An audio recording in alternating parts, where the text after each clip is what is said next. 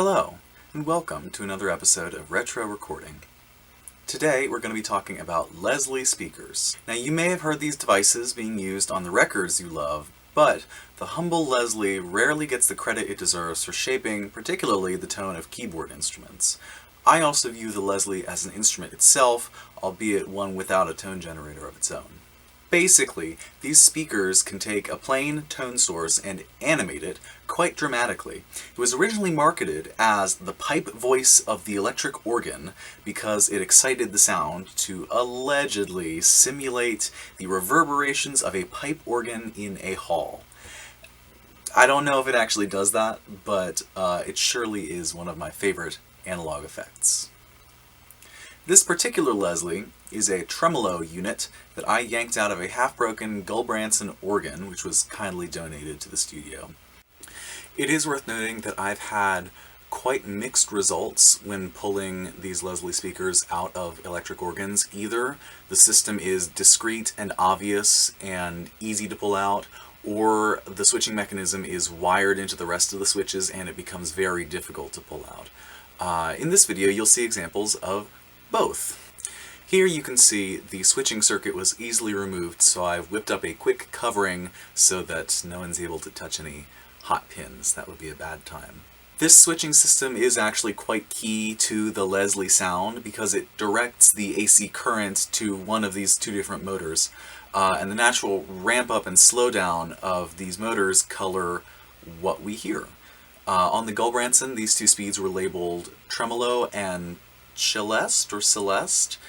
Typically I will have the tone rest in the Celeste and then ramp up to tremolo for the extra drama. Now, my Yamaha has quite a lovely simulated Leslie, so why would I want a real one? Well, the secret is you can run other audio through them. The audio in for this Leslie is quite simply a red wire and a black wire, like most mono speakers or amplifiers I've ever seen. So I have taken the liberty of attaching this contemporary Behringer amp head to this Leslie so that I can conveniently dial up some distortion if I desire. Pretty darn cool. I've also found that one of my favorite sounds to run through Leslie is a simple eighth note arpeggiation, and as the rotating speaker throws the notes out across the room, the effect is quite remarkable. In fact, you can run all kinds of improbable things through a Leslie and get great results. The formula is simple. Take a pure tone, add some color with your amp, and then chuck it through the Leslie. And it's beautiful.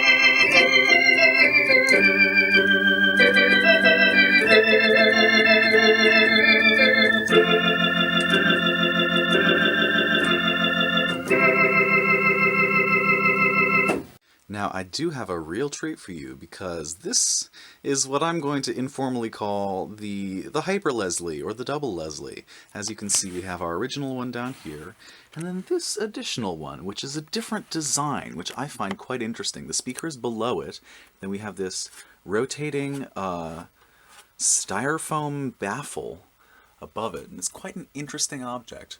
This one, unfortunately, I messed up the switching system as I was taking it out, so it will only run on the slow speed. But if we have one running on the slow speed and one running on the fast speed, it creates really quite an interesting sound, which I'll show you in a moment. You have the chorusing of the top one, giving you a fairly constant sound with a little bit of wah in it.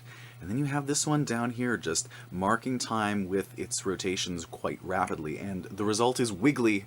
It is absolutely wiggly.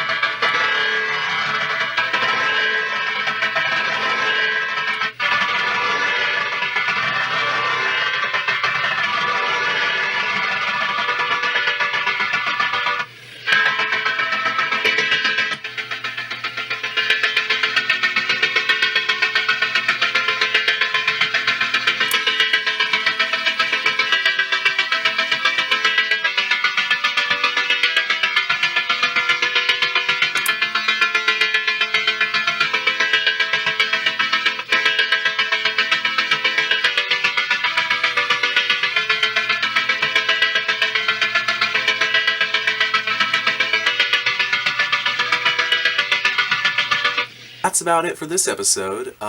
Thank you for tuning in. Give me a like and a comment if you want to help me rise in that algorithm, and consider supporting this channel on Patreon, because that is essential. Thank you for watching, and have a beautiful evening.